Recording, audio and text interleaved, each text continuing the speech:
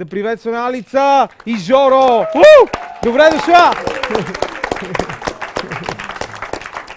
Вие сте. Уважаеми зрители, обещах ви още миналата седмица, че ще има нови попълнения към екипа и разбира се нямаше как да не се обърна към дама като Алица, чието способности като художничка са били нееднократно засвидетелствани и са видими във Фейсбук, особено през нашите профили, защото киното в крайна сметка е изобразително изкуство в действие и не случайно филмите до ден днешен се наричат Motion Pictures.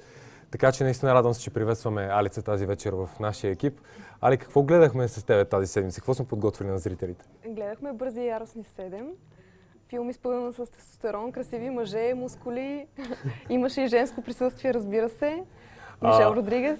Да, разбира се, но честно казано, никой не може да надскочи скалата. Този човек в филма имаше просто някакъв 80-тарски диалог с реплики като "Woman, I am the cavalry". И момента, в който пръсна гипса с бицепса си, аз просто нямам думи за какво става дума в случая. Уникални моменти, уникални наистина. Беше яко, Жорка, обаче е време да замълчим. Време е да видим материала.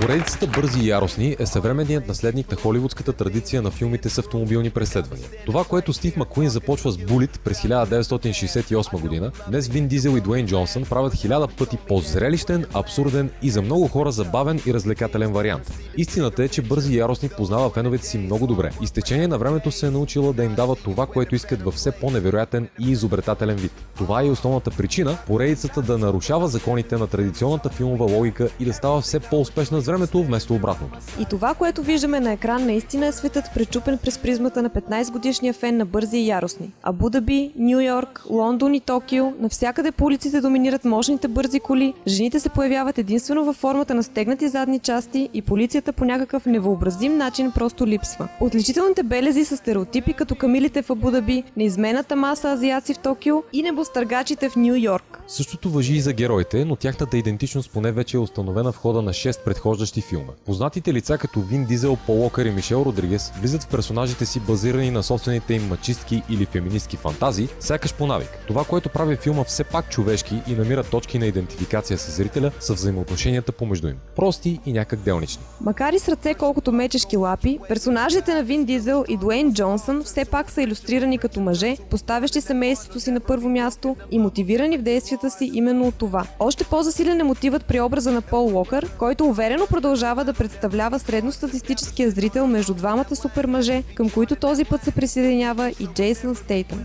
Образът на Стейтъм успява да внесе легитимно чувство на страх у зрителя с ефикасните си и садистични методи, демонстрирани още в началото на филма. С течение на времето неуспехите му намаляват този страх, но не променят факта, че е много по-ефикасен злодей от който и да е друг досега в поредицата. Самият факт, че получава натиска на скалата през стъклена маса в началото, а просто успява да се оттърси от това, е показателен. Думите на героя на Стейтъм в първите кадри са симптоматични за целия филм. Седмата част на Бързи и яростни поглежда назад в миналото си и в собствения си ход сякаш проследява и рамкира развитието на цялата поредица. Когато пък настъпва краят, действието отхвърля тези негови думи с ясната представа, че миналото остава за всеки от нас и само бъдещето от значение. Последните 5 минути от филма са като любовно писмо в памет на покойния Пол Уокър от всичките му колеги и приятели от поредицата. Всяка жена може да се огледа в сините очи на ангела на високите скорости и да си припомни моментите, в които сърцето й е трефало при опасност за неговата съдба. Но в края не случайно Вин Дизел е този, който изпраща Уокър до последното разклонение и там двамата разделят пътищата си.